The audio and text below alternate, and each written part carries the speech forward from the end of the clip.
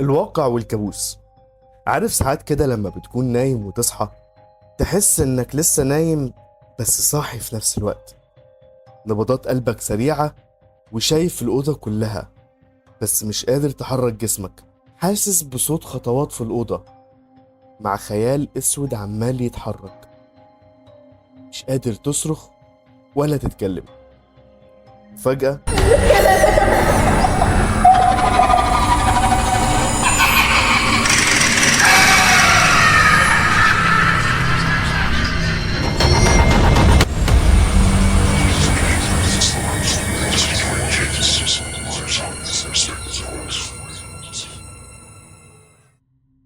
أنا ريم، عندي 19 سنة، بنت بسيطة وعايشة في بيت جدتي في قرية صغيرة في المنيا. في الأول ما كناش في البيت ده، بس نظرا لظروف الإزالة اللي حصلت لعمارتنا قررنا ننقل عند جدتي لحد ما نستلم الشقة الجديدة. أنا وحيدة، ما عنديش إخوات، فكنت بسلي نفسي في أغلب الأوقات في إني أقعد على الموبايل أو أتفرج على أفلام رعب كتير. دي كانت أكتر حاجة حرفيا كنت بعشقها، وكنت بتحدى نفسي في إني مش جبانة ومفيش أفلام رعب تسيطر عليا أو تخوفني.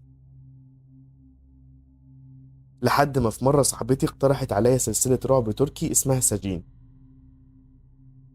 قالت لي معظم القصص اللي فيها حقيقية وهتخوفك، فأنا برضو أصريت وقلت لها لأ، مش هتخوفني وهتفرج عليها كلها بالليل لوحدي.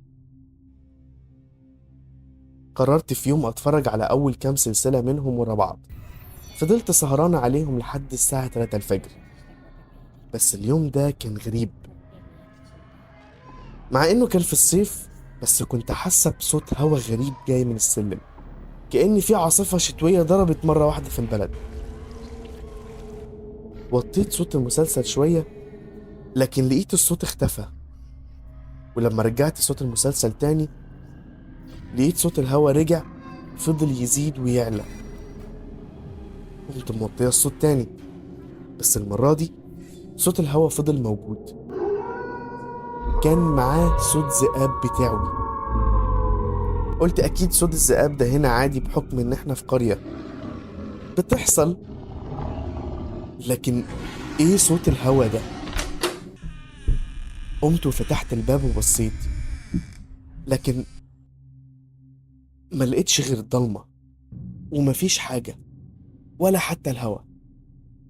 هو بس مجرد صوت جاي من تحت، من الدور بتاع جدتي. نزلت كام سلمة لتحت، بس وانا نازلة حسيت ببرودة غريبة في جسمي. بدأت ضربات قلبي تزيد بطريقة غريبة، وحسيت ان في حد طالع على السلالم من تحت. ما سمعتش الصوت بس كنت حاسة بيه. حرفيا انا مش لوحدي على السلم. خدت بعضي وطلعت بسرعة على البيت، وقفلت باب الشقة وقفلت التلفزيون ورحت نمت وغطيت وشي. وانا نايمة حلمت بنفس الموقف اللي انا فيه. مش عارفة ده كان حلم بقى ولا انا صحيت ومشيت وانا نايمة، بس كل اللي فاكراه ان في الحلم نزلت لدور جدتي علشان اشوف مصدر الصوت. بس لمحت نور اصفر جاي من الدور الارضي، نور عمال يظهر ويختفي على السلالم، كأن حد ماسك كشاف او مصباح قديم بيشتغل بالجاز. نزلت كام سلمة علشان اشوف من زاوية معينة من غير ما اوصل للدور نفسه. لمحت خيال واحد طويل وشعره منكوش وماسك زي فانوس في ايده، واقف ثابت. صرخت صرخت وفضلت اصرخ في الحلم، بس حاسه ان صوتي مش طالع. حاولت بسرعه اجري للدور بتاعنا، لكن لما وصلت ما لقيتش باب الشقه. الدور كله كان مجرد حيطان. فقلت الف وابص ورايا اشوف هو جاي ورايا ولا لا، لكن برضو ما لقيتش السلم، لقيته حيطه. بقيت محبوسة بين 4 حيطان.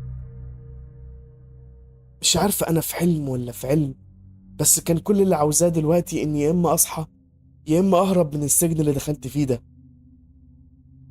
ريم، يا ريم، نايمة في البانيو ليه يا بنت؟ حرام عليك اللي بتعمليه في نفسك وفينا ده. اصحى يلا، أنا رايح الشغل ومستعجل. أمك لو شافتك بالمنظر ده حطين عيشتك. اخلصي عشان عايز الحمام، قومي. صحيت لقيت بابا بيصحيني وأنا نايمة في البانيو. أيوة، نايمة في البانيو. أنا جيت هنا إزاي؟ ومين جابني؟ فضلت طول اليوم قاعدة ثابتة في مكاني، لا قادرة أقوم أمسك الموبايل ولا أتفرج على أفلام ولا حتى أبص على السلم. أنا بقيت خايفة من السلم. بس قلت لأ، خلاص، هو حلم. أنا هقوم بقى تاني وأتفرج على الفيلم.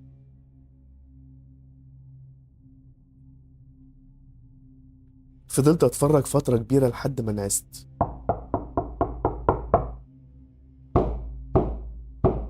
وفجأة صحيت على الصوت ده. ما كنتش عارفة هو جاي منين، بس لما عيني جمعت وفقت لقيته إنه باب الشقة. افتكرت حد من أهلي ونسي المفاتيح.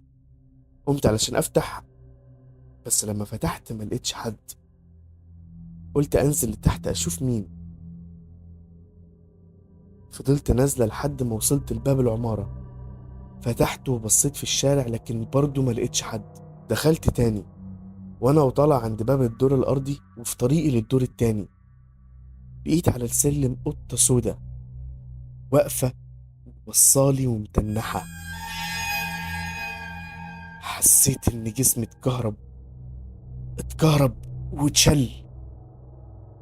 فضلت مبرقة للقطة وهي مبرقالي، مش عارفة أصرخ حتى ولا أتحرك.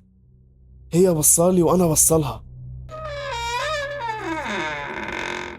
فجأة سمعت صوت باب الدور الأرضي بيفتح، ومن غير تفكير رحت جريت ودخلت وقفلت على نفسي.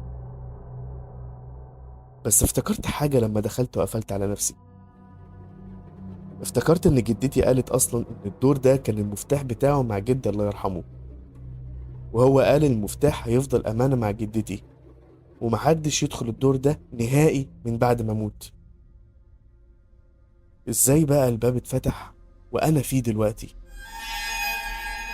حاولت أفتح الباب بسرعة علشان أخرج من الدور ده، بس كان الباب مقفول جامد ومش عاوز يفتح. فضلت أصرخ وأخبط على الباب جامد وأنادي على جدتي، بس فجأة كأني بقيت في صحراء لوحدي. بصيت للشقة لقيتها كلها تراب وعش عنكبوت وحشرات عمالة تجري على الأرض، ومفيش غير نور النهار هو اللي منورها. أكتر حاجة كنت بتمناها إني أعرف أخرج من هنا قبل ما الليل يجي. حاولت أشغل أنوار لكن مش راضية. فضلت أحاول أفتح في الشبابيك علشان أنط منها لكن كانت مقفولة وتقيلة بطريقة غريبة. ما تتهدي بقى وتثبتي مكانك. مرة واحدة سمعت الصوت ده، كان صوت راجل عجوز مرعب. أنا فضلت بصل للشباك بتاع الصالة ومركزة في نور النهار اللي داخل منه، خايفة أبص ورايا أشوف إيه الصوت ده. لكن بدأت أحس إن خطواته عمالة تقرب مني، خطوات راجل عجوز مش قادر يتحرك وعمال يزحف على الأرض، لحد ما حسيت إن في حد ورا ظهري.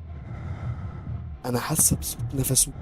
أنا واقفة وعمالة أترعش وأعيط ومش عارفة أعمل إيه. قررت أغمض عيني وألف جسمي وأفتح مرة واحدة، لكن لما فتحت ما لقيتش حاجة. فضلت أحاول أجمع نظري وأبص يمين وشمال لكن مش شايفة أي حد غيري في الشقة. بس مرة واحدة سمعت صوت خطوات حاجة جاية من الطرقة بتجري عليا بسرعة. بصيت لقيت كلب أسود بيجري ناحيتي، ومرة واحدة هاجمني لحد ما أغمى عليا. صحيت لقيت نفسي في أوضة غريبة. الأرض بتاعتها كانت رملة وفيها حفرة كبيرة. حاولت أفتح باب الأوضة علشان أخرج منها لكن مش راضي. بس لقيت الحفرة دي كأن فيها نفق بيودي الطريق تحت الأرض. سمعت صوت جاي منه بيقول لي: ريم، ريم، تعالي ما تخافيش، مش هأذيكي. كان نفس صوت الراجل اللي كلمني قبل ما يغمى عليا. دخلت في الحفرة دي ونزلت. فضلت ماشية في النفق ده لحد ما وصلت المكان كأنه زي مقبرة. كان فيه تماثيل دهب، تابوت كبير. عارف إحساس الفرحة والخوف في نفس الوقت. أنا معقولة لقيت كنز؟ لا لا لا لا، ده مقلب أكيد وأنا بحلم.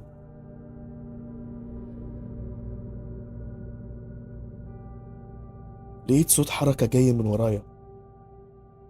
بصيت لقيت راجل عجوز، دقنه بيضة ووشه مجعد بطريقة غريبة، لابس عمة وجلابية سودة وماسك فانوس في ايده. ريم، أنا إحسان، صاحب جدك الله يرحمه. جدك عاش طول عمره بيدور على المقبرة اللي انت فيها دي.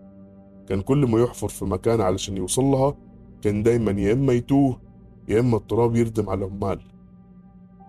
فضل سنين وسنين بيدور، وكنت أنا بساعده في ده لحد ما في يوم قدر يوصل لها، وأنا كنت معاه، وكان معانا 3 عمال. وصلنا أخيرا، بس وإحنا واقفين لقينا إن طريق الدخول اتردم علينا، جينا محبوسين هنا. مش جدك اللي في مقبرة بلدكم، جدك تحت الرملة دي، هو والعمال وأنا. أهلك لما ملقوش جثة جدك خافوا يبلغوا الحكومة عشان كانوا عارفين اللي فيها. لقيت نفسي بقول له: طب وأنا مالي؟ أنت جايبني هنا ليه؟ قال لي: أنا جبتك هنا علشان جدك كان بيحبك، ووصاني وإحنا بناخد آخر نفس لينا إن لو قدرت أنفد بجلدي آجي وأبلغك إنه كان بيحبك قوي. ورسالتي وصلت ليك يا بنتي. ابعد يا بنت عن طريق الشر، حتى لو إنك تتفرج على حاجات تشدك ليها. النهاردة أنا اللي جدك، بكرة معرفش مين تاني هيجيلك ويتواصل معاكي من عالمنا. وفجأة لقيت الراجل اختفى مرة واحدة. ببص حواليا ما لقيتش الطريق اللي دخلت منه. خفت واترعبت. خفت يحصل لي نفس اللي حصل لجدي. لا لا لا لا لا لا. فضلت أصرخ وأجري في المقبرة حوالين نفسي ومش لاقية أي مكان أخرج منه. كنت مرعوبة ونبضات قلبي عمالة تزيد، ونفسي كمان عمال يتخنق. مش شايفة غير رمل وعظم العمال وجدي اللي مرميين في الأرض. فضلت أبكي لحد ما سمعت صوت حاجة بتتحرك. بصيت لقيت زي نور أبيض خارج من الرملة. كان نور على شكل جسم ليه جناحات، عمال يقرب مني واحدة واحدة لحد ما خلاني مش شايفة غير أبيض في أبيض، وبعدها أسود.